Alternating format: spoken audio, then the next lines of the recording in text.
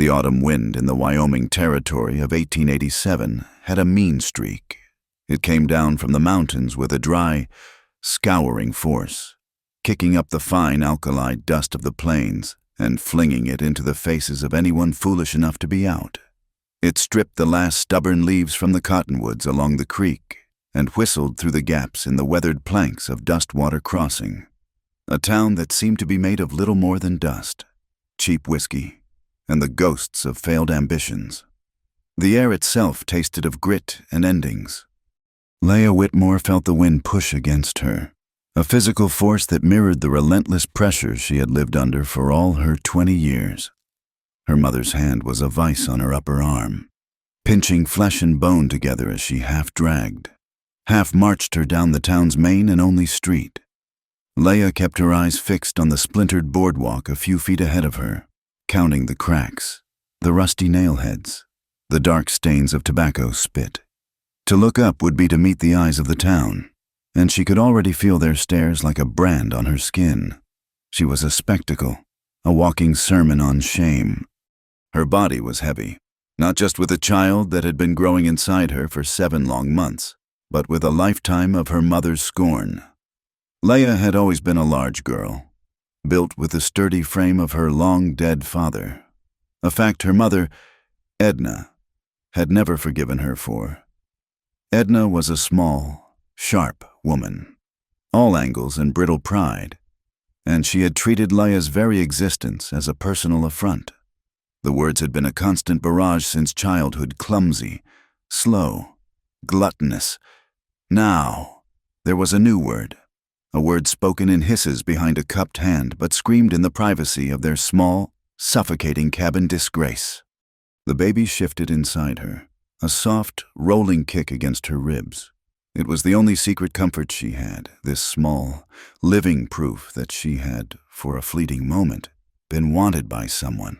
That man, a traveling farrier with kind eyes and empty promises, had been gone for half a year, vanished like a puddle in the summer sun. He had left her with this single, undeniable consequence. Edna made a sharp turn, pulling Leah off the boardwalk and into the churned mud and manure of the stockyard. The smell was thick, a pungent mix of animal sweat, hay, and fear. The lowing of cattle and the sharp whinnies of horses filled the air, a chorus of misery that resonated deep in Leah's soul. This was the Saturday market, a place of commerce where lives were appraised, bartered, and sold. Leah had never imagined she would be part of the inventory. "Stand up straight," Edna hissed, her voice a venomous whisper that cut through the noise. "And for God's sake, stop looking like a kicked dog. Nobody buys a lame animal." The word struck Leah with the force of a physical blow, stealing what little air she held in her lungs. She finally raised her head, not out of defiance, but out of a dawning, horrifying comprehension. Her gaze swept over the pens of cattle, the tethered horses, and the knots of men in dusty hats and worn denim. They were haggling, laughing, spitting, and they were watching her. Whispers slithered through the crowd, words she could not quite make out but understood all the same. Whitmore's girl, the fat one. Look at the state of her. Then she saw him. He stood near the auctioneer's block, a place of prominence. Yet he seemed entirely separate from the chaotic energy around him. He was a giant. Leah had never seen a man so tall, so broad. He seemed less like a man and more like a feature of the landscape, something carved from the same rugged stone as the mountains that loomed on the horizon. His shoulders were a great, solid line beneath a simple homespun shirt, and his hands, resting on his narrow hips, looked large enough to span a small tree trunk. A dark, thick beard covered the lower half of his face, and a sweat-stained hat was pulled low, casting his eyes in shadow. He was unnervously still, a boulder in the middle of a rushing stream, and the noisy market seemed to give him a wide, respectful berth. Edna steered her directly toward this man, her steps purposeful and grim. The crowd parted for them, a morbid curiosity silencing their chatter as they passed. Leah's heart hammered against her ribs, a frantic bird trapped in a cage of bone. This could not be happening. It was a nightmare, a fever dream brought on by hunger and despair. But the grip on her arm was real. The stench of the stockyard was real. And the mountain of a man growing ever larger before her was terrifyingly real. They stopped a few feet from him. Edna, for the first time, released her grip, as if presenting her goods. The man's shadowed eyes lifted, and Laya felt the weight of his gaze. It was not like the other stares. There was no mockery in it, no leering curiosity, no judgment. There was only a quiet, unnerving intensity. A deep and steady looking that seemed to see past the swollen belly, past the plain, frightened face, and into the very core of her. It was, in its own way, more terrifying than the open scorn. It made her feel seen. "Raynor," Edna said, her voice hard and brittle as glass. The giant gave a slow, almost imperceptible nod. He did not speak. His name was Cullen Raynor. Laya remembered now. A name spoken in dust water with a mixture of awe and fear. He owned a vast, isolated ranch somewhere out on the plains, a place where no one ever went. He came to town only a few times a year for supplies, conducted his business in near total silence, and left. He was a legend, a ghost story told to frightened children, the quiet giant of the grasslands. "You saw the girl," Edna continued, gesturing toward Laya with a flick of her wrist, as if Laya were a broodmare with a swollen flank. "She's strong, good for work, comes from sturdy stock, despite her present condition." Laya's face burned with a shame so hot it felt like it was peeling her skin away. She wanted the dusty ground to open up and swallow her whole. She could hear the snickers starting at the edge of the crowd, the low murmurs turning into something uglier. Cullen Raynor's gaze did not waver from Laya's face. He seemed to be listening to a different conversation entirely, one taking place in the space between heartbeats. His silence was profound, a vacuum that pulled all the sound and air out of the world. Edna's patience, always a shallow commodity, snapped. She took a step forward, planting herself between Laya and the giant, her small frame radiating a furious energy. Her voice rose, clear and sharp, carrying across the entire stockyard, a pronouncement for all to hear. "Let's not waste time with pretty words. Raynor, the situation is plain. Her pregnancy brought shame, a stain on my good name in this town. So her mother traded the obese girl to a giant cowboy for a cow." She pointed a bony finger toward a fine-looking Jersey cow in a nearby pen, its coat the color of rich cream and its eyes gentle and brown. "That one. The milk cow. That is my price."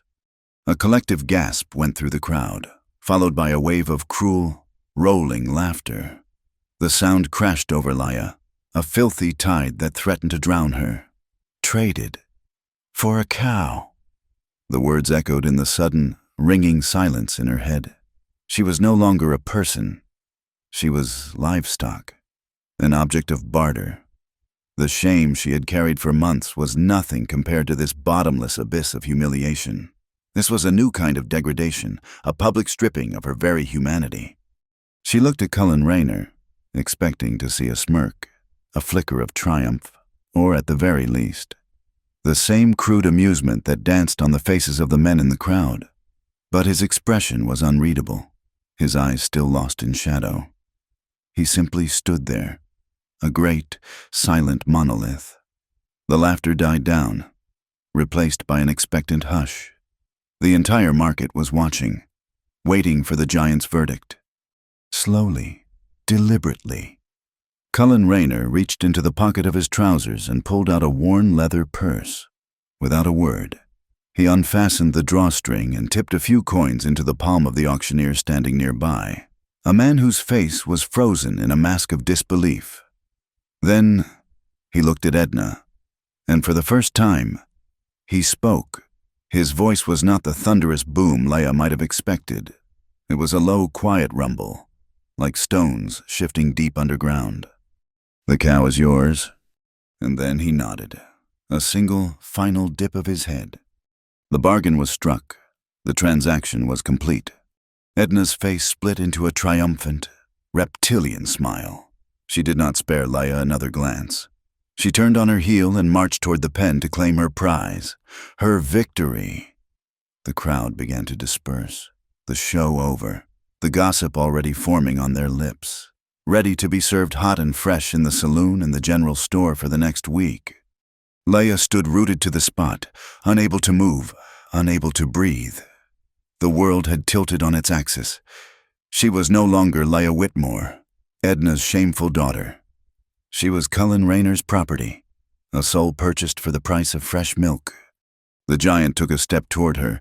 She flinched, a tremor running through her entire body. He stopped immediately, holding up one of his massive hands, palm out. It was not a threatening gesture, but a strangely calming one, as if gentling a spooked horse. He waited. He simply waited, letting the silence stretch, giving her a moment to absorb the cataclysm that had just shattered her life. In that silence, a strange and terrible clarity settled over Leia. The worst had happened. She had been publicly shamed, disowned, and sold by her own mother. There was nothing left for Edna to hold over her, no new depth of humiliation to inflict.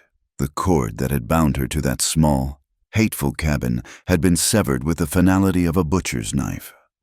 From that moment, her destiny had changed. The life she had known was over. She was no longer a rejected daughter cowering in the shadows. She was a soul cast out into the wilderness, sold to a silent stranger.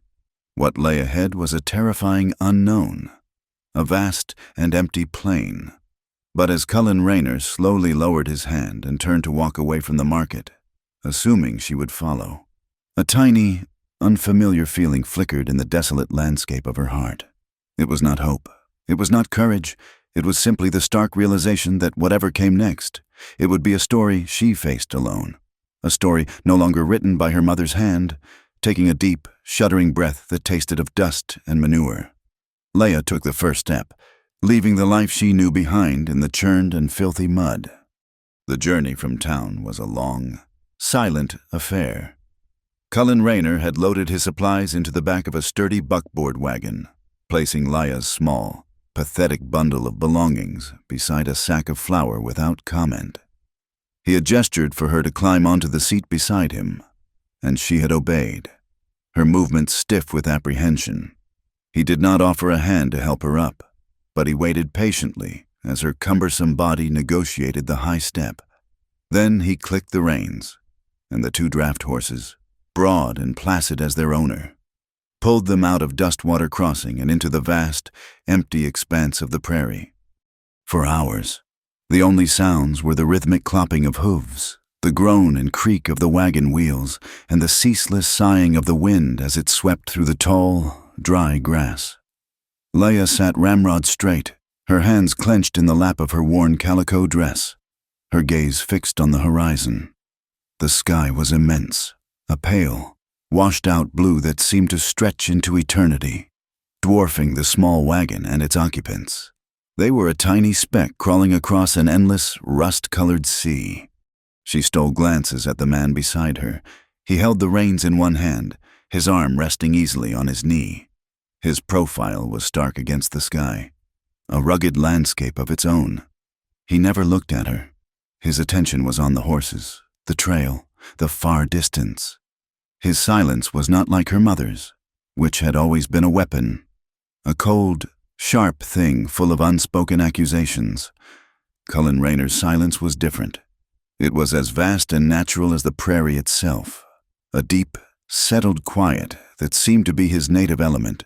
It was unnerving, but it was not menacing. Leia was used to being watched, judged, and condemned. To be ignored felt strangely like a reprieve. Fear, however, was a constant, sour taste in the back of her throat. What did he want with her? The question looped endlessly in her mind. Her mother had said she was strong, good for work. Was that it? Was she to be his servant, his drudge? The thought was terrifying. Yet it was a terror she could almost understand. It was the other possibilities, the ones that lurked in the darkest corners of her imagination, that made her stomach clench and her breath catch. He was a man, and a giant one at that. She was a woman, alone and utterly at his mercy. He had bought her, and the world was a place where a purchased thing had no rights. The sun beat down, a relentless hammer of heat that made the air shimmer. There was no shade, no respite from its glare. As the afternoon wore on, Leia felt a deep weariness settle into her bones, a fatigue that was more than just physical. The events of the morning had scoured her raw, leaving her feeling hollowed out, a fragile shell of a person. The baby inside her was quiet, as if sensing the monumental shift in their world. Just as the sun began its slow descent, painting the western sky in brutal strokes of orange and purple, a shape emerged from the rolling plains. At first it was just a dark smudge, but it slowly resolved into a small cluster of buildings, a cabin, a barn, and a few corrals, all huddled together as if for protection against the sheer emptiness of the land. There were no other signs of life for as far as the eye could see. No smoke from a neighbor's chimney, no distant cattle herds. Nothing. It was an island of human effort in an ocean of wildness. Cullen brought the wagon to a halt near the cabin. It was a simple, sturdy structure, built of thick, hand-hewn logs, with a stone chimney at one end. It looked as though it had been built to withstand not just the wind, but a siege. He climbed down, his movements economical and sure, and began to unhitch the horses. He did not speak a word to her, did not issue a single command. Leia remained on the wagon seat, uncertain of what to do, until the chill of the evening air began to seep through her thin dress. Finally, gathering what was left of her resolve, she carefully climbed down. Her legs were stiff, and she stumbled as her feet hit the ground. Before she could fall, a large hand was suddenly there, gripping her elbow, steadying her. It was not a gentle touch, but it was not rough either. It was just firm, impersonal, and strong. As soon as she had her balance, the hand was gone. Cullen led the horses toward the barn, leaving her standing alone in the deepening twilight. She looked at the cabin door. This was her new home, or her new prison. She did not know which. Taking a hesitant step, she pushed the door open. It swung inward on well-oiled hinges. The interior was a single large room, clean and spare. A stone fireplace dominated one wall, with a small pile of wood neatly stacked beside it. There was a rough-hewn table with 2 chairs, a dry sink, and shelves holding a few tin plates and mugs. In the far corner, a bed with a simple quilt. A ladder led up to a sleeping loft. The air smelled of wood smoke, leather, and something else. Something clean like pine. Cullen entered behind her, his large frame filling the doorway and momentarily plunging the room into darkness. He carried her bundle in one hand and a sack of supplies in the other. He placed her bundle on the floor at the bottom of the ladder leading to the loft. "Up there," he said, his voice the first sound to break the cabin's silence. He then turned his attention to starting a fire, his movements efficient and practiced. Leia, clutching the rough wooden rungs, pulled her heavy body up into the loft. It was a small, tight space under the eaves, but it was clean. A simple mattress stuffed with what smelled like fresh hay lay on the floor, and a folded wool blanket was placed at its foot. There was a small, shuttered window in the far wall. It was a room, a space that was hers, in her mother's cabin.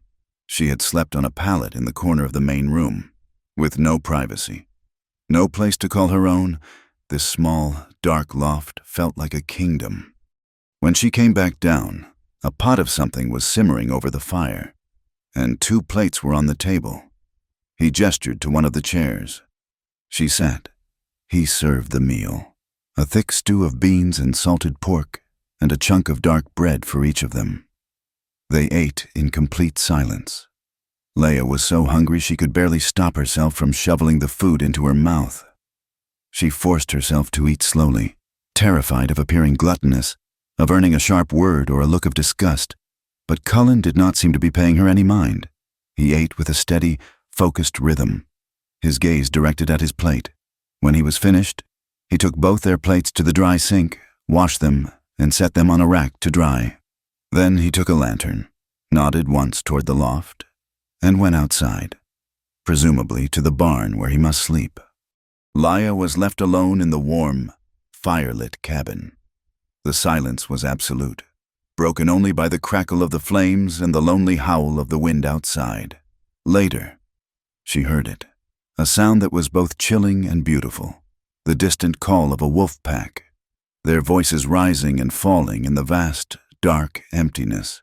She had never felt so alone, so completely cut off from the world, yet, for the first time in a very long time, she did not feel watched. She climbed to her loft, wrapped herself in the coarse wool blanket, and fell into a deep, exhausted sleep. She awoke to the smell of coffee. The early morning light was filtering through the small window, and the cabin below was already warm. For a moment, she was disoriented, her mind still clinging to the familiar misery of her mother's home. She expected a sharp command to get up, a complaint about her laziness, but there was only the gentle murmur of the fire and the rich aroma of brewing coffee. She descended the ladder slowly. Cullen was not there, but on the table, a plate was set for her. On it were 2 perfectly cooked strips of bacon and a piece of fried bread. A tin mug of steaming coffee sat beside it. Laya stared at the plate.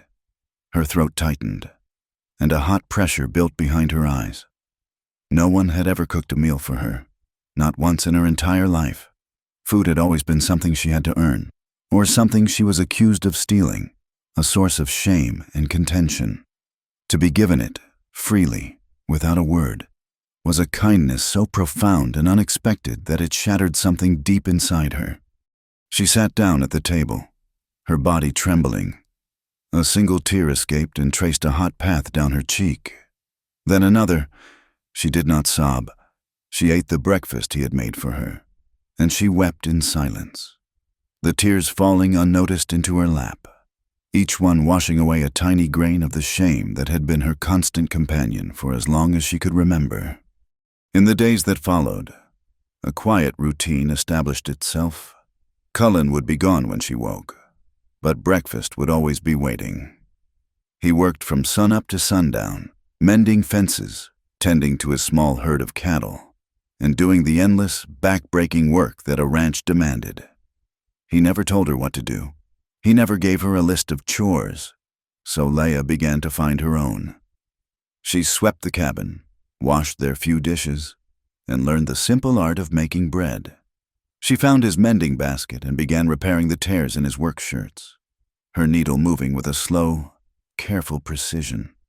She noticed the small things. The one chair at the table had a slight wobble. She never mentioned it. One afternoon, when she came back inside from gathering kindling, the chair was solid, a small wooden wedge expertly hammered into the loose joint. The nights grew colder as winter announced its approach on the wind. One evening, she found a second, heavy blanket, smelling of cedar and sun, laid across the foot of her mattress in the loft. In the mornings, a bucket of water would be sitting on the hearth, warmed by the fire, waiting for her to wash. He never spoke of these things. They simply appeared, silent acts of observation and care. He saw a need and he filled it. He saw her growing belly and the way she had to brace herself to stand, and he began leaving a small stool near the fireplace for her. Laya slowly began to understand that Cullen Rayner communicated not with words, but with actions. His silence was not empty. It was full of a quiet, steady attentiveness. He had bought her, yes, but he did not treat her like property. He did not look at her with pity, or with desire, or with contempt. He looked at her. In the rare moments their eyes met, as if she were simply another living creature, a person who was breathing the same air, shivering in the same wind, and deserving of a warm place to sleep and a hot meal to eat. In the vast lonely silence of the prairie, a strange and fragile seed of kindness had begun to sprout. The weeks bled into one another, and the pale autumn sun gave way to the sharp, unforgiving light of a Wyoming winter. Snow came, first as a dusting that outlined every blade of grass, then as a thick, silent blanket that muffled the world and drew the boundaries of their existence ever tighter, until all that seemed to exist was the cabin, the barn, and the short, wind-scoured path between them. The isolation was absolute, a physical presence that pressed in from all sides. For Laya, who had spent her life suffocated by the close proximity of her mother's judgment, this vast, enforced solitude felt less like a prison and more like a sanctuary. The rhythm of their days was governed by the demands of survival. Laya found a purpose in the quiet domesticity of the cabin. She learned the nuances of the wood stove, how to bank the coals at night so a warm heart of embers remained in the morning. She became adept at making bread, the simple, repetitive motion of kneading the dough a comforting meditation.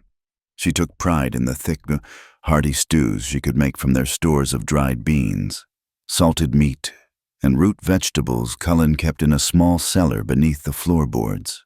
The work was a balm, a way to feel useful, to feel that she was contributing something more than just her presence. Cullen, in turn, began to bring the outside world to her. He would return from checking his trap lines or feeding the cattle with his arms full of his findings. Not just firewood, but bundles of dried plants he had gathered before the first snow. He laid them on the table, and with a quiet patience, he began to teach her. He showed her the brittle, silvery leaves of sage, crushing them between his thumb and forefinger to release their clean, sharp scent. He pointed out the tiny, dried blossoms of yarrow, explaining how a tea made from it could break a fever. He showed her willow bark for aches and pains, and the fuzzy leaves of mullein for a cough. His hands, which she had first seen as instruments of immense and intimidating power, moved with a surprising delicacy as he handled the fragile herbs. He would hold a stem up to the light, his voice a low rumble as he explained its properties. It was not a formal lesson. He spoke in short, simple sentences, as if naming the parts of the world for her. Laya listened, her attention absolute. She carefully sorted the herbs, tying them into bundles with bits of twine and hanging them from the rafters to dry, until the air in the cabin was fragrant with the scent of the wild, sleeping prairie. He was not just teaching her about plants, he was teaching her about healing. He was giving her knowledge, a tool she could use. In a life where she had been given nothing, it felt like an incredible gift. He was planting seeds of capability in the barren ground of her soul. One evening, as a blizzard raged outside, piling snow against the door and shrieking around the corners of the cabin, Laya was stirring a pot of soup. Her swollen belly made her clumsy, and as she reached for the salt crock, her elbow knocked a tin mug off the shelf. It clattered to the floor, spilling the last of the water she had hauled in that afternoon. The sound was loud in the quiet room. "Useless," she muttered under her breath, the words slipping out before she could stop it. It was her mother's voice, her mother's favorite word for her, an echo from 1,000 miserable days. She bent with a grunt to retrieve the cup, her face hot with a familiar, reflexive shame. She did not realize he had heard her until she straightened up. He was sitting at the table, mending a piece of harness leather, but his hands were still. He was watching her, and for the first time the shadows under his hat brim did not completely hide his eyes. She saw a flicker of something in their depths, something that was not pity, but a deep, somber attention. The silence stretched, thick with the unspoken weight of the words she had used against herself. Laya's heart began to pound. She expected him to agree, to nod, to finally voice the judgment she had been waiting for since the day he bought her. Instead, he set the piece of leather down with deliberate care. She looked away, focusing on the bubbling soup, unable to bear his scrutiny.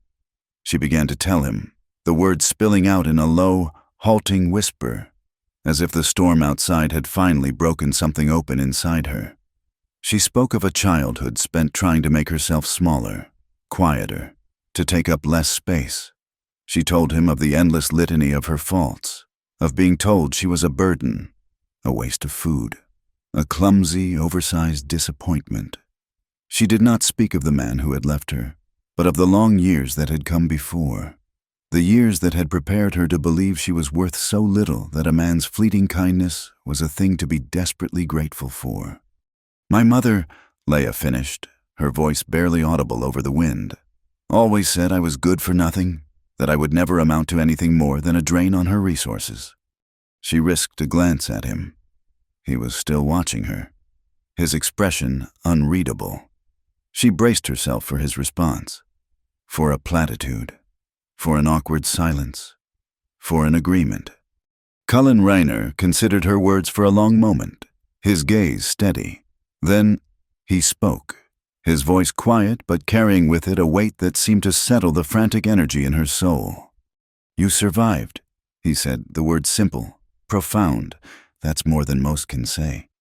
It was not a compliment. It was not an absolution. It was a statement of fact, an acknowledgement of a strength she had never known she possessed. To her mother, survival had been a failure, a prolonging of a worthless existence. To this silent giant, it was a victory. He saw not her flaws, but the simple, undeniable fact that she was still here, still breathing, despite it all. The words landed in her heart like a warm, heavy stone, a foundation she could build upon. After that night, a subtle shift occurred in the cabin's atmosphere. The silence was still there, but it was warmer now, less a void and more a shared space of quiet understanding. A few days later, Cullen brought a long, seasoned piece of pine into the cabin. In the evenings, after their meal was done and the blizzard had passed, leaving behind a world of stunning white silence, he would work on it. He sat near the fire, the lantern light casting his large frame in flickering shadows, and he began to shape the wood. Leah would sit nearby, mending or knitting a small blanket from a ball of rough yarn she had found, and she would watch him. He worked with a focused intensity, his large hands surprisingly deft. The sharp, clean scent of pine shavings filled the cabin. He used a draw knife to shape 2 long, curved pieces of wood, pulling the blade toward him in smooth, rhythmic strokes. He carved spindles, carefully rounding each one. He measured, he marked, he cut. He never rushed. His movements were as patient and deliberate as his speech. Leah did not ask what he was making. To ask would be to break the spell of their quiet companionship. She simply watched, night after night, as the pieces took shape. She saw him sanding each part until it was smooth as river stone, his calloused fingers testing the surface for any roughness. She saw him drill holes with a hand auger, his brow furrowed in concentration, ensuring each one was perfect.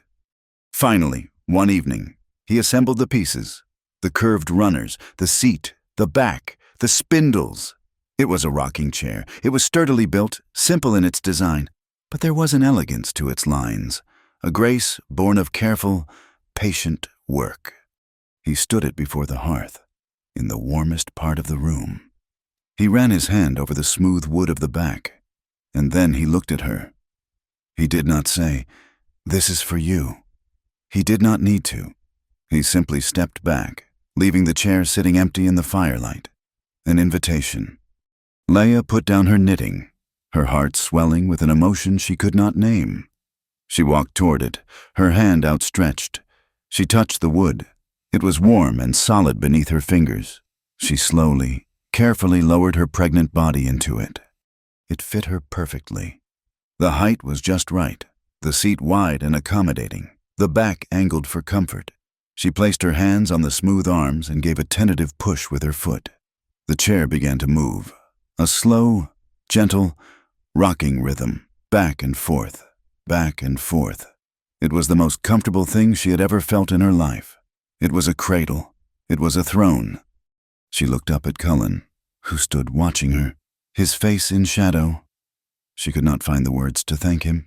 Nothing she could say would be adequate, but her eyes, shining in the firelight, must have spoken for her. This was not just a piece of furniture. It was a promise. It was acceptance carved into wood. It was a place for her, a place made specifically for her body, for her comfort, for the coming child. It was a symbol of a new life, a life where she was not a burden to be hidden, but a person worthy of a place by the fire. She settled back into the chair, the gentle motion a soothing balm to her soul. And for the first time, in the heart of the vast and lonely wilderness, Leah Whitmore felt like she was home. The deep winter settled in like a final judgment, erasing the landscape and leaving behind only an endless expanse of white under a pale, indifferent sky. The world shrank to the four walls of the cabin, the steady warmth of the hearth, and the quiet companionship that had grown between its two occupants. Leah spent most of her days in the rocking chair Cullen had made for her. The gentle motion was a comfort to her aching back, and she would sit for hours, knitting or mending, feeling the strong, increasingly active movements of the child within her.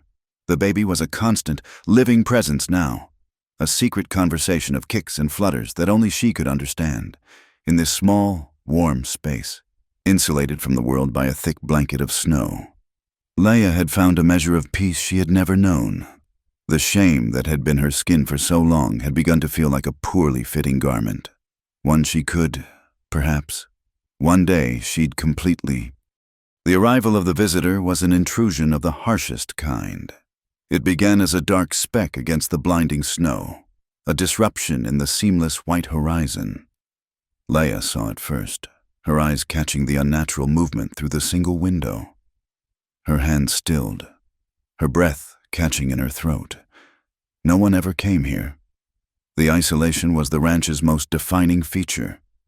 A rider in the dead of winter was not a social call. It was an omen. She watched as the speck grew larger, resolving into a man on a tired-looking horse. He was not a large man, and he rode slumped in the saddle, a figure of weary persistence.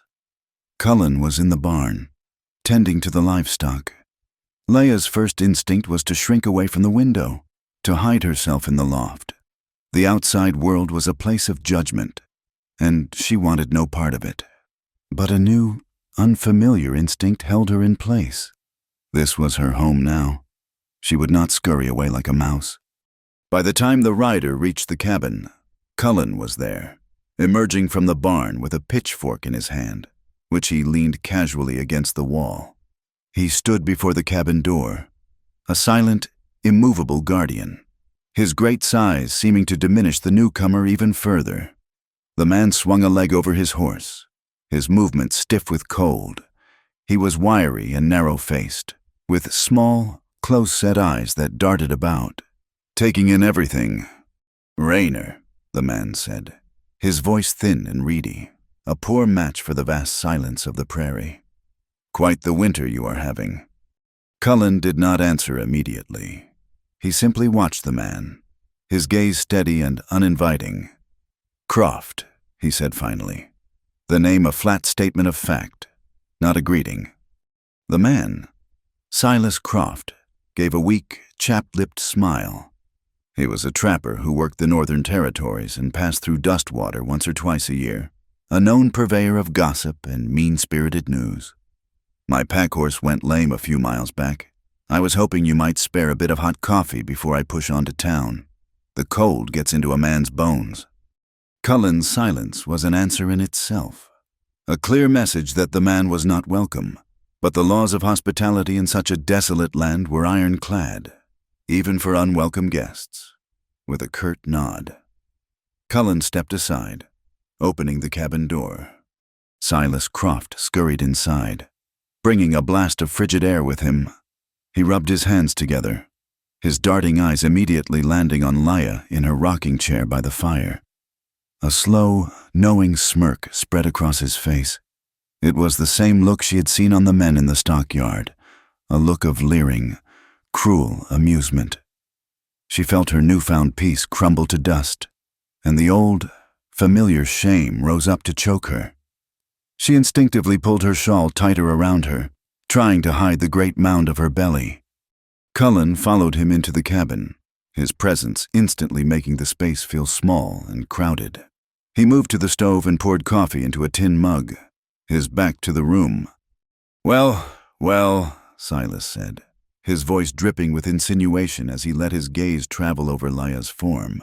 lingering on her swollen stomach. He took a step closer, ignoring Cullen completely, as if this were a spectacle arranged for his personal entertainment. So, the stories are true. The giant really did take the fat sow home to his sty. The words, spoken in the warm safety of the cabin, were more brutal than they had been in the chaotic noise of the stockyard. Fat sow, a pig, an animal good only for breeding. The room tilted, and the air grew thin. Leia felt the blood drain from her face. She was frozen in the chair, a fly trapped in amber, pinned by the man's hateful gaze. All the progress she had made, all the fragile tendrils of self-worth she had begun to cultivate, withered and died in the heat of that single, vicious phrase. She was back in the mud and manure, a piece of livestock sold for a milk cow. A sudden, profound silence fell over the cabin. The only sound was the hiss of the fire. Silas Croft's smirk faltered. Cullen had turned from the stove. He had not made a sound, but the quality of the stillness had changed. It was no longer peaceful. It was menacing. He held the steaming mug of coffee in one hand. He did not look angry. His face was a mask of cold, deadly calm, which was far more terrifying than any rage. He took a slow, deliberate step, placing his massive body directly between Silas and Leia, shielding her from the trapper's view. He was a wall of solid muscle and bone. "You will drink your coffee," Cullen said, his voice a low, dangerous rumble that vibrated through the floorboards. "Outside." Silas's eyes widened. He took an involuntary step back, bumping into the table. "Now, see here, Raynor, I meant no offense. It is just town talk, is all." Cullen took another step. He did not raise his voice. He did not make a fist. His power was in his absolute stillness, his sheer, unmovable presence. "I do not care for town talk." He extended the hand holding the mug. "Take it." Silas snatched the mug, his hand trembling so badly that hot coffee sloshed over the rim, scalding his fingers. He yelped, nearly dropping it. "And you will not come back," Cullen continued, his voice dropping even lower, becoming as cold and hard as river ice. "This is my place, my home." He paused, and his next words were spoken with a terrifying, quiet intensity that cut through the air like a razor. "No one touches what I care for, not with hands, not with words." The declaration hung in the air, absolute and undeniable. "What I care for, not what I own, not my woman, not my property. What I care for." The words were a shield, an impenetrable fortress thrown up around Leia. They named her, claimed her, not as a possession, but as someone cherished, someone valued, someone who would be protected. Silas Croft stared at the giant before him, his face pale with a fear that was almost comical. He saw no room for argument, no space for another snide remark. He saw only a line, drawn with absolute finality, that he had been foolish enough to cross. He mumbled something incoherent, turned, and practically fled from the cabin, leaving the door gaping open to the freezing wind. Cullen walked to the door and closed it, the solid thud of the latch echoing in the sudden, ringing silence. Leia sat in the rocking chair, her body shaking uncontrollably. She stared at Cullen's broad back as he stood by the door. He had defended her. He had stood for her. A man had tried to strip her of her humanity with a few ugly words, and Cullen had met those words with a quiet, unshakable wall of protection. No one in her entire life had ever done that. She had been taught to absorb insults, to swallow shame, to accept that she was less than others. To be defended was a thing so foreign, so utterly outside her experience, that her mind could barely comprehend it. Tears began to stream down her face, but these were not the hot, bitter tears of shame she had cried in the stockyard, nor the silent, grateful tears she had shed over her first breakfast. These were tears of a violent, shattering catharsis, a breaking of old dams. She made a small, choking sound. Cullen turned, his face still grim. He saw her tears, and for a moment, An unreadable emotion flickered in his eyes. He did not try to comfort her with words. He simply walked to the hearth, took a log from the woodpile, and placed it carefully on the fire. He poked the embers, sending a shower of bright orange sparks up the chimney. It was a simple, ordinary act, a way of restoring the quiet rhythm of their life. His action said what his words could not. The intrusion is over. You are safe again. That evening, after their silent meal, Leia retrieved her small mending basket. Tucked at the bottom, wrapped in a bit of cloth, were her mother's old embroidery things, a small, rusty needle and a few lengths of faded thread. They were among the only things from her previous life she had not wanted to burn. From the bundle of her own meager belongings, she took a small, plain square of cotton, once part of a petticoat. It was worn, but clean and soft.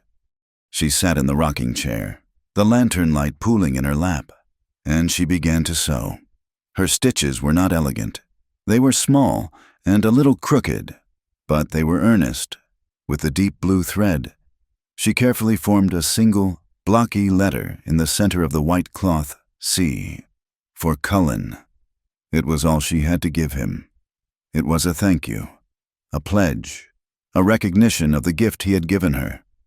The next morning, as he was preparing to go out to the barn, she stood from the table and held it out to him.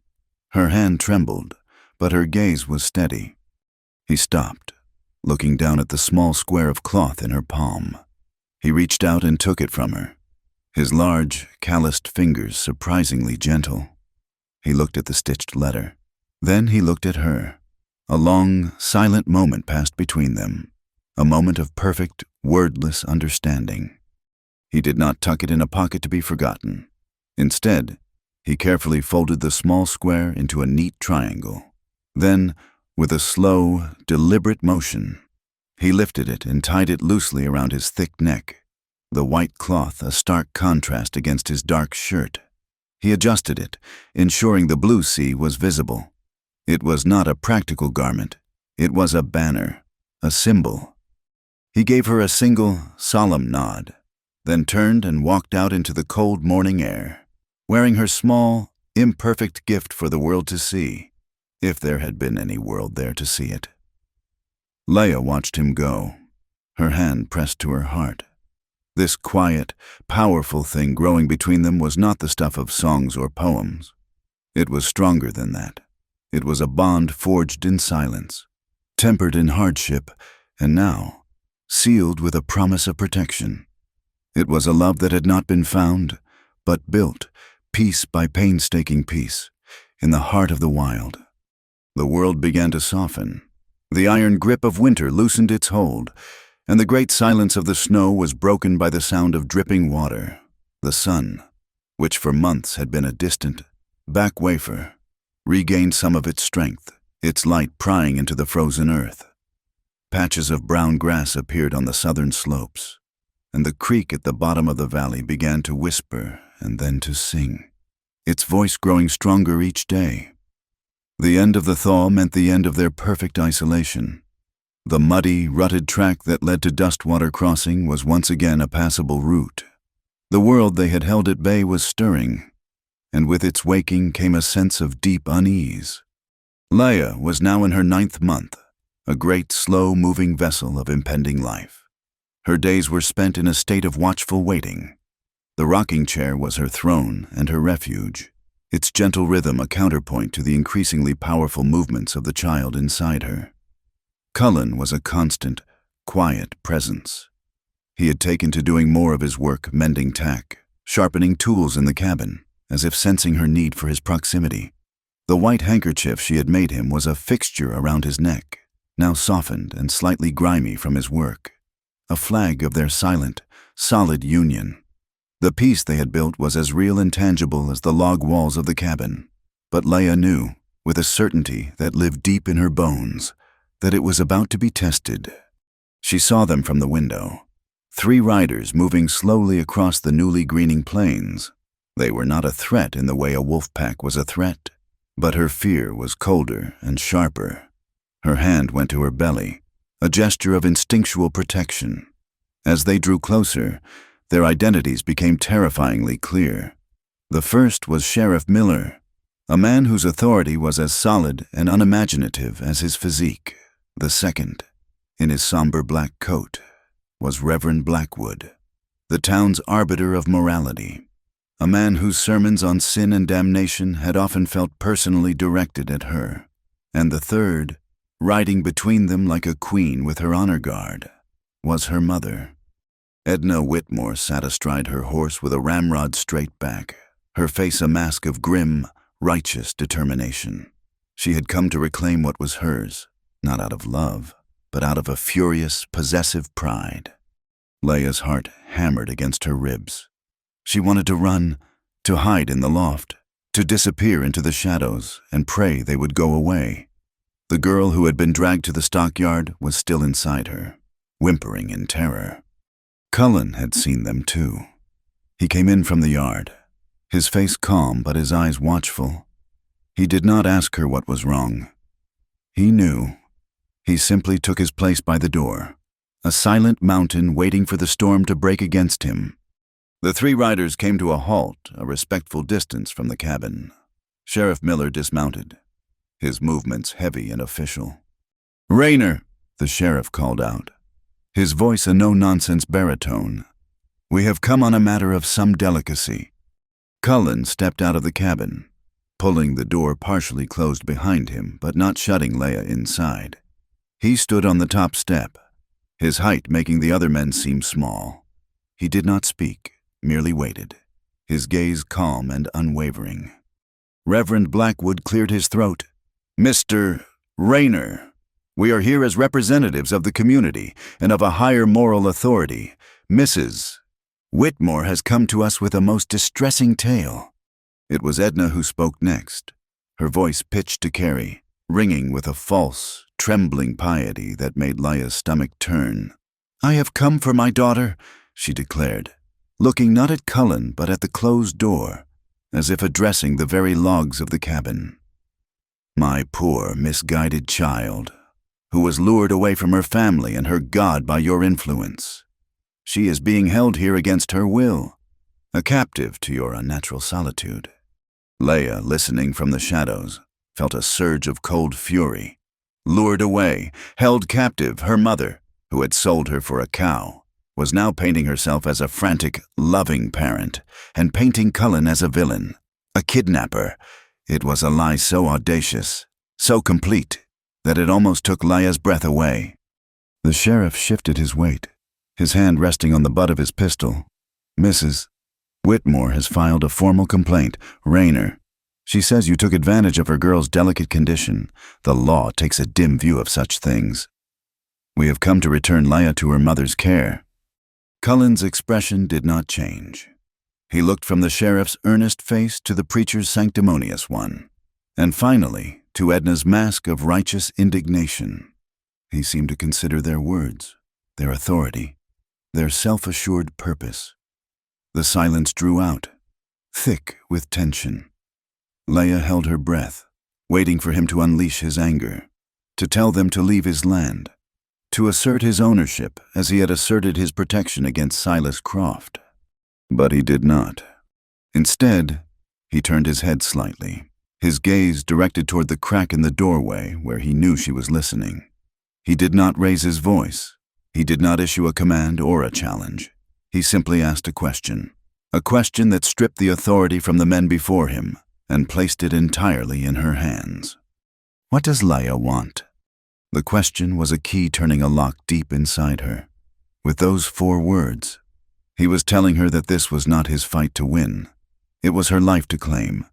He was not her master. To trade ultimatums with the sheriff. He was her ally, holding the door open for her to walk through. The terror that had paralyzed her receded, replaced by a clear, cold resolve. The whimpering girl inside her fell silent. A woman, tested and forged in silence and solitude, prepared to speak. She pushed the door open and stepped out into the pale spring sunlight. Her appearance caused a visible stir. Sheriff Miller took a half-step back. Reverend Blackwood's mouth fell slightly agape. Her mother's eyes widened, her mask of concern momentarily replaced by a flash of pure, unadulterated fury. Leia was not the cowering, broken creature they had expected. She was large, yes, and immensely pregnant, but she stood tall. Her shoulders were back, her chin was up, and her eyes were clear. She met her mother's gaze without flinching. "Leia, my dear child," Edna began, recovering quickly, her voice dripping with syrupy sweetness. "We have come to take you home, away from this place, away from this man who has confused you." Leia took another step forward, until she was standing on the porch beside Cullen. She felt his presence not as a shield, but as a buttress, a solid wall of support at her back. She did not look at the sheriff or the preacher. Her entire attention was focused on the woman who had given her life and then tried to sell it. "This is my home," Leia said, and she was surprised by the steadiness of her own voice. It was not loud, but it was firm, resonating with a truth that could not be denied. Edna's face tightened. "You do not know what you are saying. You are unwell. He has filled your head with nonsense." "No," Leia said, shaking her head slowly. "My head is clearer than it has ever been. I know exactly what I am saying, and I remember exactly what you did." She took a breath, drawing in the cool, clean air of the prairie, the air of her own life. She let the simple, brutal truth of it fill her, giving her a strength she never knew she had.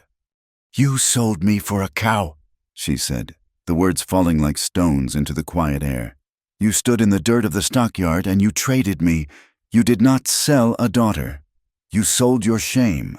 She took another step, moving to the edge of the porch, forcing her mother to look up at her. "But I am not your shame anymore." The words struck her mother with the force of a physical blow. Edna Whitmore recoiled as if she had been slapped. The false piety, the righteous indignation, all of it crumbled away, revealing the small, bitter, hateful woman beneath, her face contorted with a rage that was far more honest than her performance of love had been. She had no answer. There was no defense against the truth. Sheriff Miller looked from Leia's resolute face to Edna's sputtering, "Defeated one." He was a man of the law, and the law dealt in facts.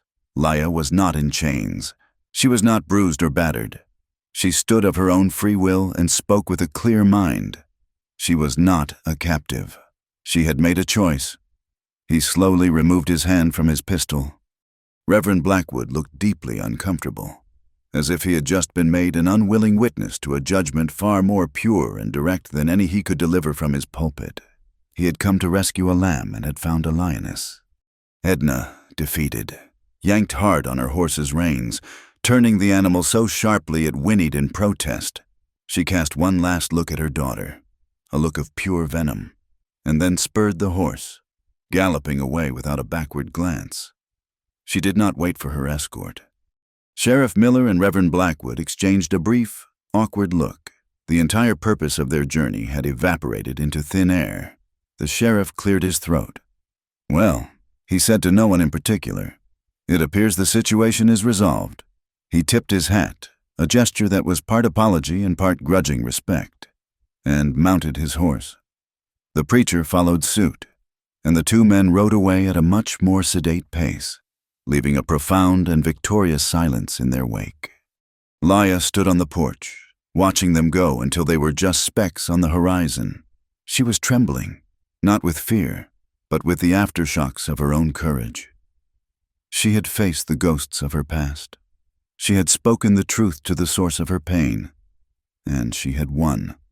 She felt Cullen move to stand beside her. He did not speak. He did not touch her.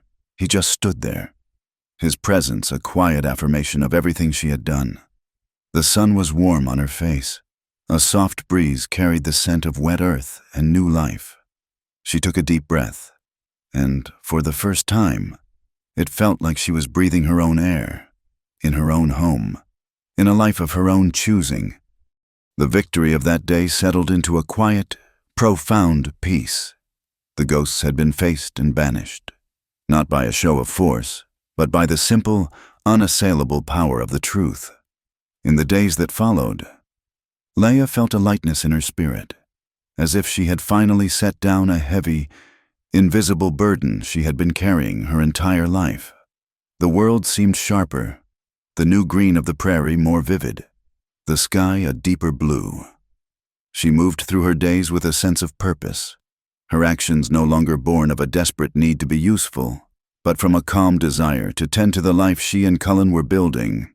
They were a self-contained universe, two quiet planets orbiting the slow, steady warmth of a shared fire.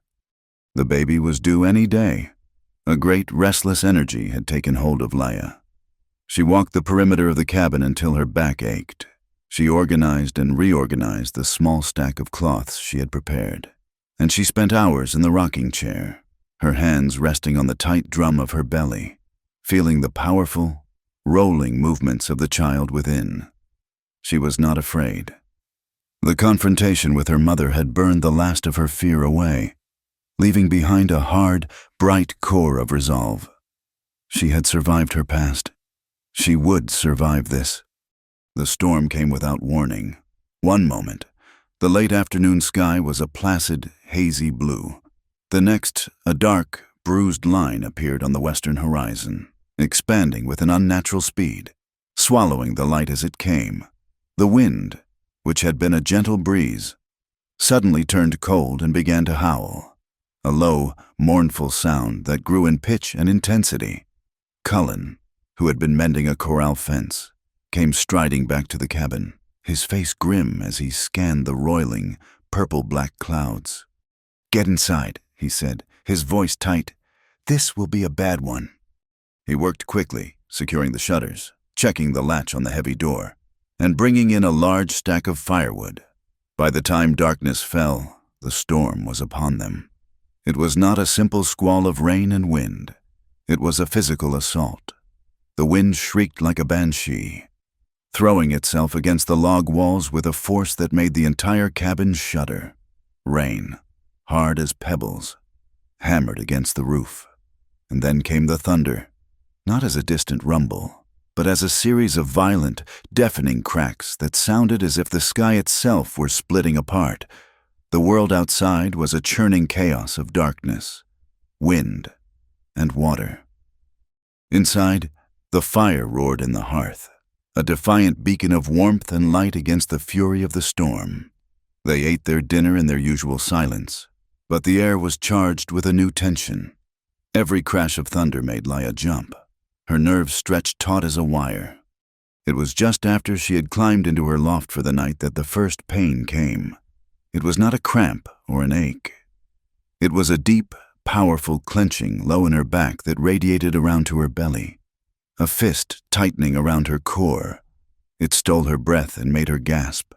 She gripped the edge of her mattress, her knuckles white, and waited for it to pass. When it did, it left her trembling. She knew, with absolute certainty, that her time had come. Another wave followed a short while later. Stronger this time, more insistent. The baby, which had been so active, was now unnervingly still, as if gathering its own strength for the journey ahead. The storm outside seemed to redouble its efforts, the wind screaming a wild, elemental chorus that matched the growing storm inside her own body. She made her way carefully down the ladder. Cullen was not asleep. He was sitting at the table, cleaning a rifle by the light of the fire. The small, methodical movements a stark contrast to the chaos outside. He looked up as she reached the bottom step, and he knew instantly. He did not need to ask. He saw it in the way she held herself, in the tension in her face. He set the rifle aside and stood up. All the quiet, steady competence he possessed came to the forefront. There was no panic in his eyes, no fear. He was a rock, a fixed point in a world that was being torn apart by two violent, powerful storms. "The bed," he said, his voice a calm, low rumble beneath the roar of the wind. "It will be warmer for you there." He helped her to the bed in the corner, the one he had given up for the barn months ago. He piled the blankets around her. Then he moved to the fireplace. He put more logs on the fire until it was a blazing inferno, filling the cabin with a comforting, radiant heat. He hung the largest kettle over the flames, filling it with water from the bucket. He found the stack of clean cloths she had prepared and placed them on the small stool by the bedside. He moved with a quiet, efficient purpose that was deeply reassuring. He was preparing for a job of work, the most important work of their lives. For the next few hours, the cabin became a sanctuary, a small stage where the great timeless drama of birth unfolded. The pains came closer together, growing in intensity until they were great, overwhelming waves of force that consumed her. During each one, Leia would grip the edge of the bed frame, her body arching, a low groan escaping her lips.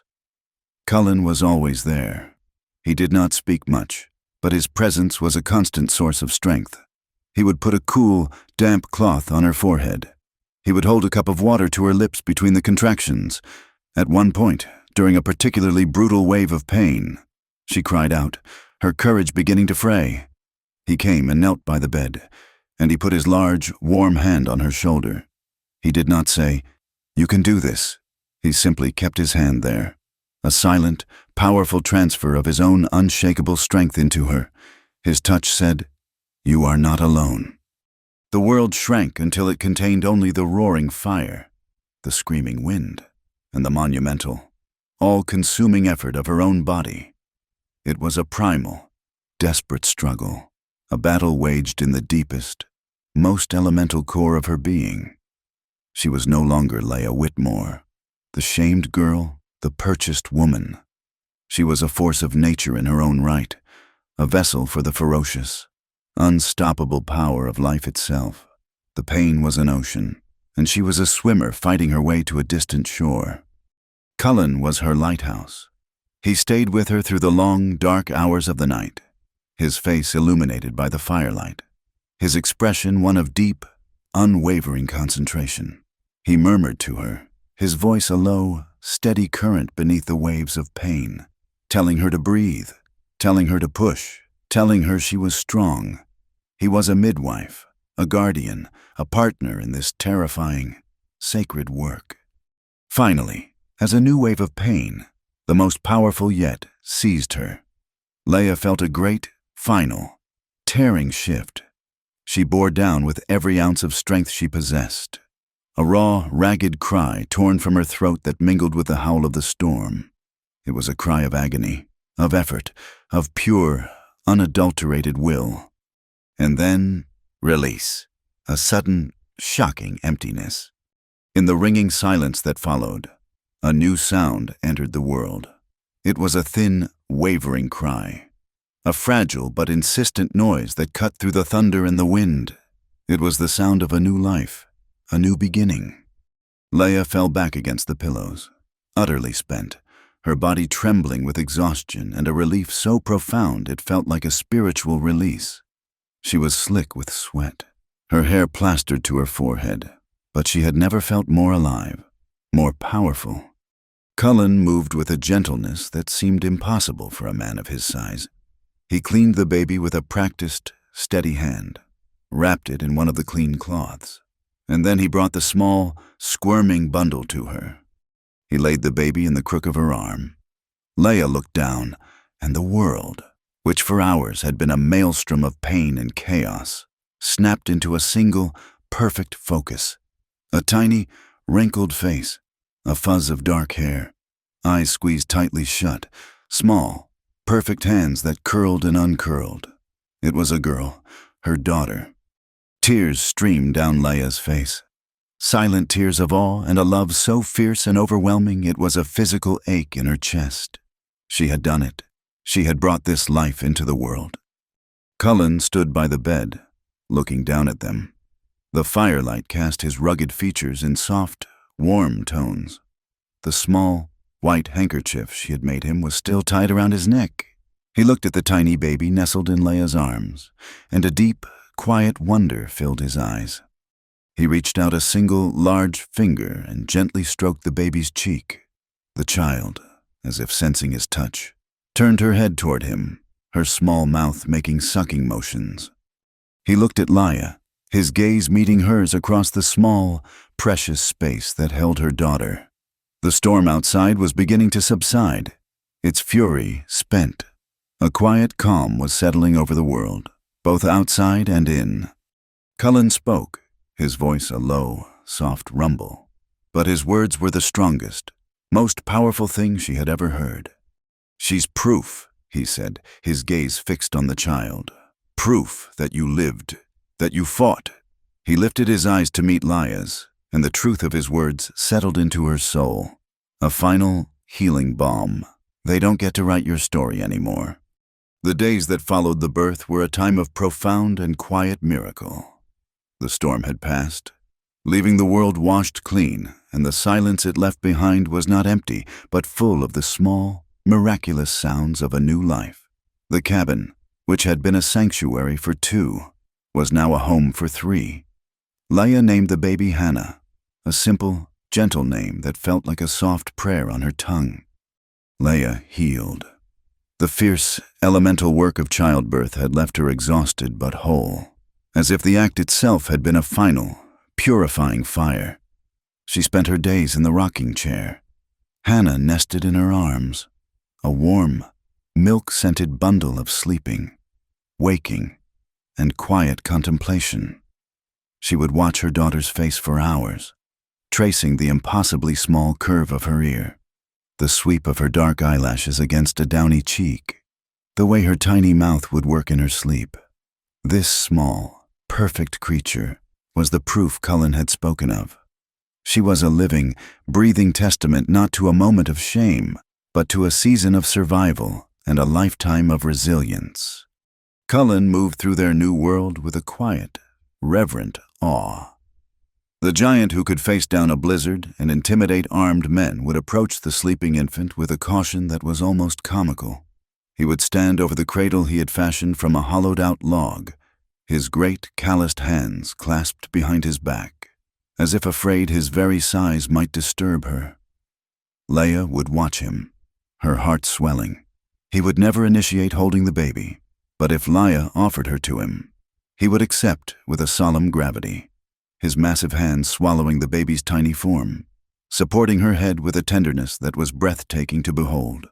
He would hold Hannah against his chest, her head tucked under his beard, and simply stand there, a mountain cradling a wildflower, until the baby's own deep contentment lulled her back to sleep. The story of their confrontation with Edna Whitmore and her entourage arrived in Dustwater long before they did. It came in 2 distinct waves. The first was carried by Silas Croft, the trapper, who limped into town on his lame horse with a story polished to a high, malicious shine. He told of a wild man in the hills, a giant who had stolen the Whitmore girl and held her captive, a girl so witless and broken she did not even want to be saved. He painted a picture of savagery and sin, and for a day or 2, his version was the currency of the saloon, traded back and forth over glasses of cheap whiskey. The second wave, however, drowned the first in a tide of undeniable truth. Sheriff Miller and Reverend Blackwood were not men given to fanciful tales. When the sheriff, a man who valued facts over feelings, described the scene at Rayner's ranch, people listened. He did not speak of Laya being lured or held captive. He spoke of a woman who stood on her own 2 feet, who looked her mother in the eye, and who spoke the truth with a clear, steady voice. He spoke of Cullen Rayner, not as a captor, but as a quiet man who simply stood by, letting the woman choose her own fate. The Reverend, for his part, was less direct, but his silence on the matter of sin and his tight-lipped, thoughtful expression when Rayner's name was mentioned spoke volumes. The town's narrative began to shift. The story was too compelling to remain a simple joke about a fat girl and a giant. It became something more complex, a tale of defiance. Edna Whitmore's public performance of concerned motherhood was now seen for what it was, a hollow, self-serving lie. The laughter that had followed Laya for years died down, replaced by a grudging, curious respect. They had all witnessed her public humiliation. Now, through the sheriff's words, they had been made witnesses to her private triumph. The girl they had seen as a weak, shameful creature had, in the desolate wilderness, found a spine of solid steel, and the silent, fearsome giant had revealed himself to be a man of some strange, quiet honor. Nearly 2 months passed. Hannah grew stronger, her infant cries giving way to contented gurgles, her unfocused gaze beginning to sharpen and follow her mother's movements around the cabin. The spring had deepened into early summer, and the prairie was alive with color. They were running low on flour, salt, and coffee. The time had come to face the world they had held at bay. Cullen did not ask her if she was ready. He simply stated the fact one evening as he mended a bridle. "The supplies are low. We will need to go to town in a day or 2. Leah was sitting in the rocking chair, nursing Hannah. She looked up, her heart giving a nervous flutter. The town, the faces, the stares. The girl who had been sold for a cow cringed inside her. But then she looked down at the child in her arms, at the small, perfect hand curled around her finger. This was not about her anymore. This was about Hannah. Her daughter would not be raised in the shadow of her mother's fear. "All right," she said, her voice steady. "We will go tomorrow." Cullen looked at her, a long, searching gaze. He saw the resolve in her eyes. He gave a single, slow nod of affirmation. The journey was the reverse of the one they had taken months before. Leah sat on the buckboard seat, but she was not a rigid statue of fear. She was a mother, holding her child, who was wrapped securely in a sling against her chest. She watched the landscape, pointing out a hawk circling high above for Hannah's uncomprehending eyes. Cullen was the same, a silent, steady presence beside her, but the space between them was no longer filled with uncertainty. It was filled with a deep, unspoken partnership. He wore the white handkerchief, now washed and faded, still tied around his neck. As the familiar, shabby buildings of Dustwater Crossing came into view, Leah's stomach tightened. She took a deep breath, smelling the familiar dust and smoke. She could feel the baby's warmth against her. A small, living anchor in a sea of anxiety. They pulled up in front of the general store. The street was not crowded, but it was not empty either. A few men loitered on the boardwalk in front of the saloon. A woman was sweeping the steps of her small house, and as the wagon creaked to a halt, every single one of them stopped what they were doing and turned to stare.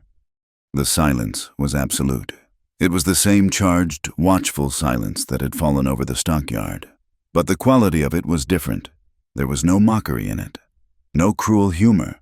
There was only a profound, open-mouthed curiosity. Cullen climbed down and tethered the horses. He did not look at the townspeople. He did not acknowledge their stares. He turned and held up his arms to help Leah down. She took his hands, and he lifted her to the ground as if she weighed nothing. The town saw not a transaction, but a simple act of care between a man and a woman. They stood there for a moment, a family, Leah with the baby held close, and Cullen, a silent giant at her side. Then, together, they turned and began to walk toward the general store. Every step felt 100 miles long. Leah kept her eyes fixed on the door ahead, but she could feel the weight of the town's gaze. She could hear the whispers starting up, a low hum of speculation. But no one laughed. No one called out a cruel name. They were watching a story unfold that they did not quite understand, a story that defied all their expectations. They reached the door of the general store. Cullen opened it and held it for her, and Leah stepped out of the bright, harsh sunlight and into the cool, dim interior, which smelled of coffee beans, cured leather, and pickle brine. Mr. Henderson, the proprietor, was behind the counter, a fussy, balding man with spectacles perched on the end of his nose. He looked up, and his jaw went slack. He stared at Cullen, then at Leah, and then his eyes fixed on the small bundle nestled against her chest. "Mrs. Rayner," he said, the name coming out as a surprised croak. He had called her Mrs. Rayner. He had given her a name, a place. He had not called her Whitmore's girl. "Mr. Henderson," Leah replied, her voice quieter than she would have liked, but steady. "We need some flour, and salt, and coffee." She began her list, and as she spoke, she could feel the tension in the store, the unspoken questions hanging in the air. Cullen stood just behind her, a silent, looming presence that discouraged any idle chatter. "Mr." Henderson bustled about, gathering their items, his movements jerky and self-conscious. It was then that the baby, Hannah, began to fuss, her small, mewling cries breaking the thick silence. Leia began to rock gently, trying to soothe her. "She is hungry," a soft voice said. Leia turned. It was Martha Henderson, the store owner's wife, a kind, tired-looking woman who had always given Leia a pitying look in the past. But there was no pity in her eyes now. There was only the gentle, universal understanding of one mother for another. Martha smiled, a small, genuine smile that crinkled the corners of her eyes. "She is beautiful," she said. Leia felt the last of her fear dissolve, washed away by this simple, unexpected act of kindness. "Thank you," she whispered. Hannah would not be soothed. Her cries grew louder. Leia felt a moment of panic. She could not nurse her here, in the middle of the general store. She looked at Cullen, her eyes wide with uncertainty. Without a word, he held out his arms. Leia hesitated for only a second before carefully transferring the wailing infant into his hands. A collective, silent gasp seemed to go through the store. Cullen, the fearsome giant of the plains, the man of myth and legend, took the tiny baby and settled her against his massive shoulder.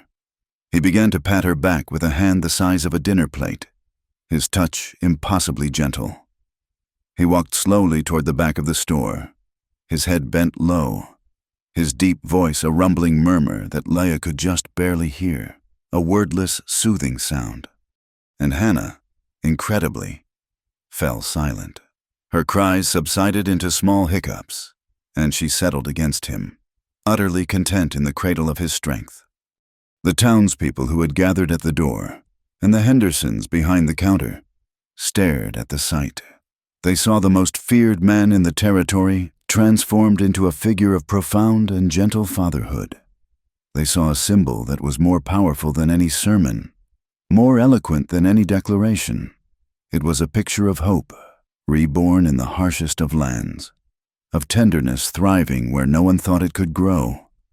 They finished their business in a new kind of silence, one of respectful awe. As they prepared to leave, Martha Henderson pressed a small bag into Leia's hand. "For the baby," she whispered. It was a piece of soft, yellow flannel. They walked back to the wagon, Cullen still carrying the sleeping Hannah. This time, the stares that followed them were not just curious. They were filled with a kind of wonder. The town of Dustwater had witnessed a transaction of shame months ago. Today, they had witnessed a testament of love. As they rode out of town, Leia looked back at the dusty street. It was just a place, a collection of buildings. It held no power over her anymore. Her world was here, on this wagon seat, with the silent man beside her and the sleeping child who was proof of everything they had fought for. The trip to town marked a turning point, not in the landscape of their lives, but in the subtle climate of their existence.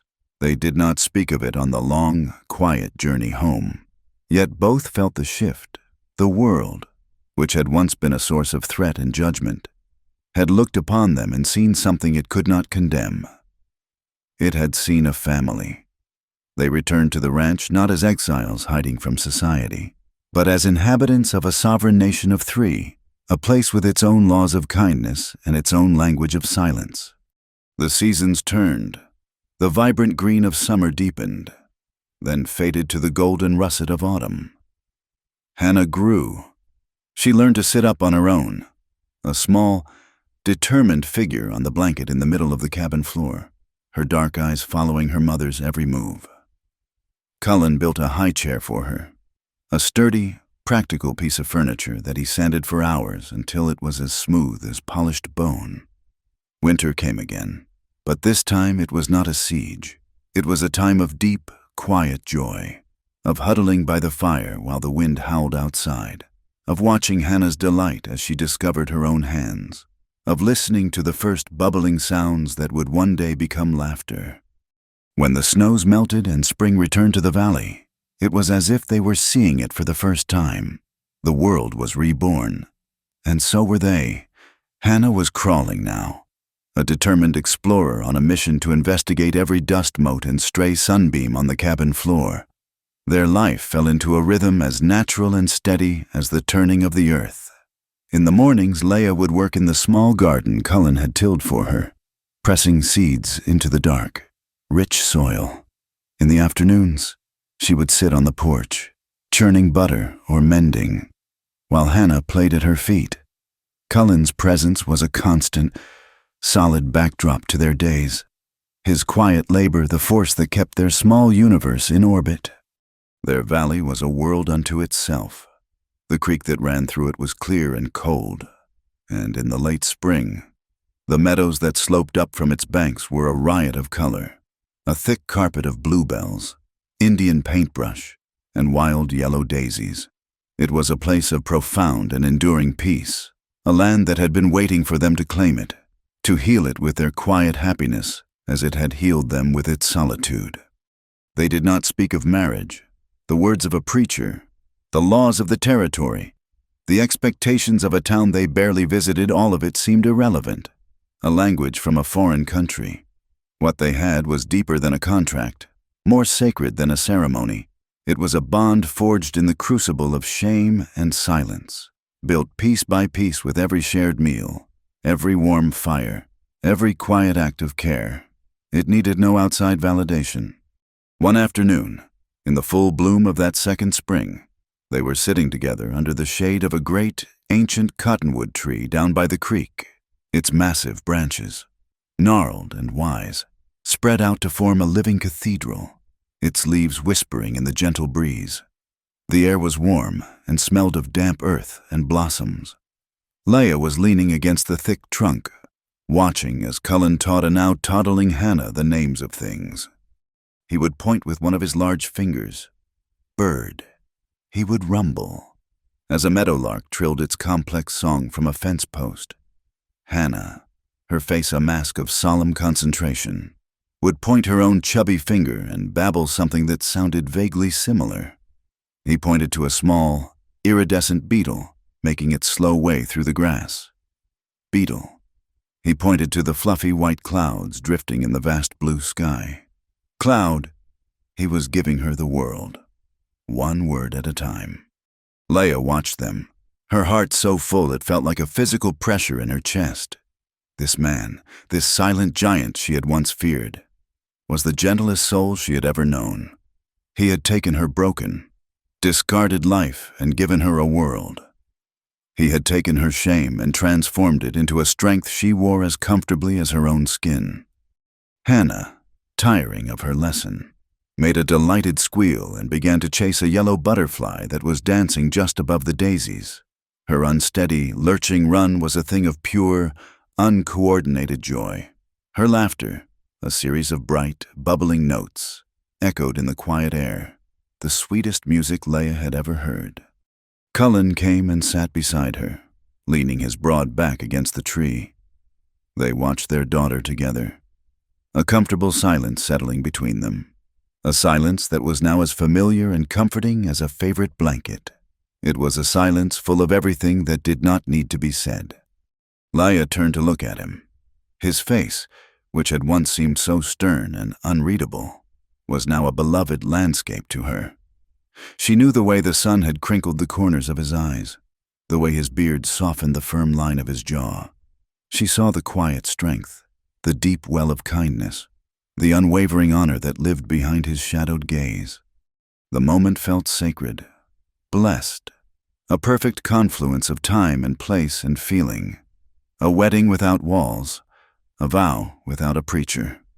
"Cullen," she said, her voice soft, barely disturbing the peaceful air. He turned to her, his full attention on her, as it always was when she spoke. She did not have the words of poets or the verses of scripture. She only had the simple, profound truth of her own heart. She reached out and placed her hand on his arm, on the solid, warm muscle beneath the worn homespun shirt. "I see you," she said. The words were a vow, an oath, a final, complete acknowledgement. I see your strength. I see your gentleness. I see the man who stood for me when no one else would. I see the man who built me a chair, who taught me about herbs, who shielded me from a cruel world and then gave me the courage to face it. I see all that you are. And I am grateful. He looked at her, and in the depths of his quiet eyes, she saw her own love reflected back, a steady, unwavering light. He lifted his hand and placed it over hers, his fingers completely engulfing her own. His touch was warm and firm, a familiar anchor. He did not need a speech. He only needed 3 words to answer her vow. 3 words that meant everything, that validated her entire journey from a shamed girl to a beloved woman. I believe you, he said. He did not say, I see you too, or I love you.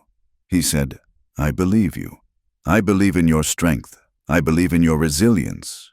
I believe your story, the one you're writing for yourself now. I believe you are a woman of worth and courage and goodness. It was the most profound gift he could have given her, the final, perfect healing of a wound she had carried for a lifetime. Later that afternoon, they shared a small honey cake Leah had baked that morning. They sat on a blanket in the meadow, and Hannah, her face and fingers sticky, sat between them, her delighted laughter filling the air as she shared bites with her mother and father. There was no ceremony, no witnesses, no official document. There was only the sun on their faces, the taste of honey on their tongues, and the perfect, unassailable truth of their love. That evening, after the sun had set and the cool, lavender twilight had settled over the valley, Leah sat in the rocking chair, nursing Hannah to sleep. The cabin was quiet, filled with the soft, golden light of a single lamp. The fire crackled softly in the hearth. Cullen was outside, making his final check of the animals, his familiar, heavy footsteps a comforting sound. Leah looked down at her daughter's face, peaceful and angelic in sleep. She stroked the soft, dark hair back from her forehead. This child, born in a storm, was the calm center of her world. She was the culmination of a long, hard journey, the living proof of a love that had grown in the most unlikely of soils. She bent her head and pressed a soft kiss to her daughter's forehead, her heart overflowing with a love so pure and powerful it was a prayer. You were not born from shame, my love, she whispered, her voice thick with emotion, the words a final, quiet benediction that vanquished the last of the old ghosts. You were born from choice and love. Thank you for listening to our story. We would love for you to comment where you are listening from so we can all connect and share our thoughts. And please subscribe to our channel Wild West Night, like the video, and support us further by pressing the hype button so this story can be heard by more people.